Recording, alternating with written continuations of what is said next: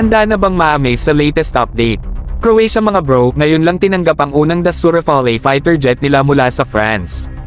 Astig hindi ba? Sana all mga bro. Ito'y bahagi ng 12 eroplano na kanilang binili para i-modernize ang kanilang Air Force.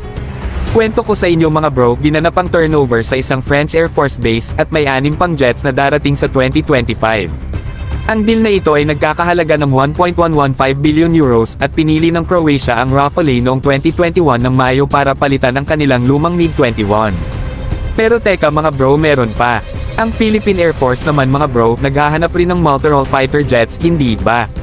At may dalawang malalakas na magkatunggali, ang JAS Gripen C-D ng Saab at ang F-16 Viper Block 70-70 seconds ng Lockheed Martin.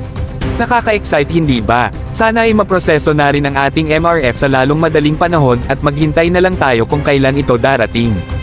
Grabe mga bro, ang mga Rafale na to ay hindi lang basta-basta. Sobrang advanced at versatile sila at puno ng high-tech na kagamitan. Talagang magbibigay ito ng malaking advantage sa Croatia sa mga labanan sa himpapawid.